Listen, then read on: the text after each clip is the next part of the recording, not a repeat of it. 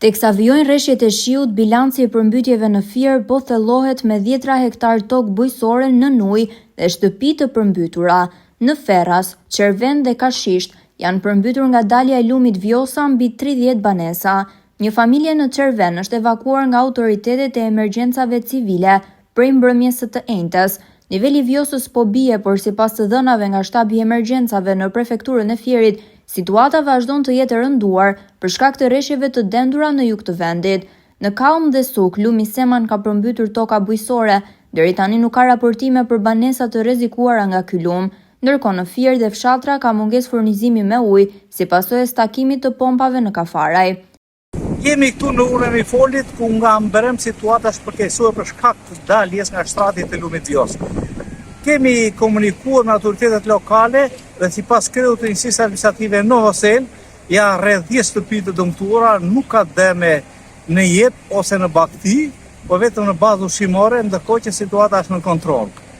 Grupi i emergjencave civile në bashkëpunim me atë kombëtare dhe ushtrin janë në krye detyrës, po verifikojnë dhe po kontrollojnë gjithë gjatësinë e lumit, ndërkohë që vazhdon mbushja e argjinaturës së lumit Vjos për të paraprirë në situata të vështirë. Sipas zotit Shakaj, lajmet janë të mira nga Përmeti dhe Memalje, pasi ka rënje të lumit Vjos dhe mendohet që situata të normalizohet. Për televizion Apollon, nga Novosela, Besnik Sulejmani. Niveli i prurjeve vazhdon në pikën kritike duke shkuar në 7.3 metër, matja nga krahu i Fierit të urës së Mifolit.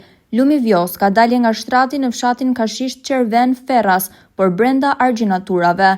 Fuqia tërheqëse e detit ka rënë, çka vështirëson shkarkimin e ujit në det. Kemi prezencë uji në tokat bujqësore në fshatat Kashisht dhe Qerven, në një sipërfaqe prej 50-60 hektar. Kemi një familje me 2 antar të evakuar në fshatin Qerven.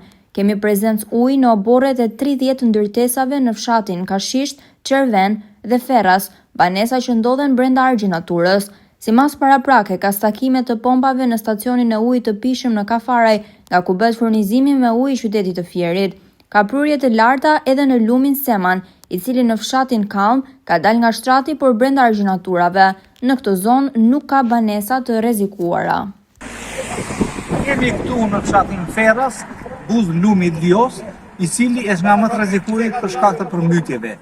Ka 3 ditë që shtabi i emergjencave civile të Bashkisë Fierit po monitoron situatën dhe sipas kreut të emergjencave civile të kësaj bashkie, aktualisht ka vetëm 4 shtëpi me oborre të përmbytura, nuk ka shtëpi të përmbytura realisht, vetëm në një rast ka pas evakuim në fshatin Qerven.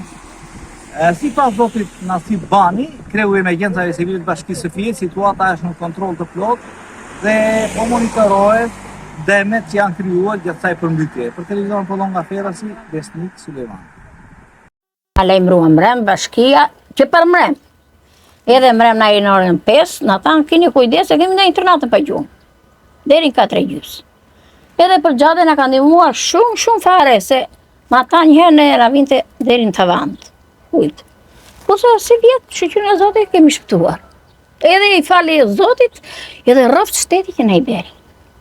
Se vallahi vish që ka shpite mija që nga 2005 e deri në 2017 janë dizërmuar 3 herë që u kemi hequ lachrat dhe prap unë mi kam bërë qunat me plaka me tera, prap ajo funksionon lagështira edhe e ka nxirr plakën prap se mbam tulla lagështira.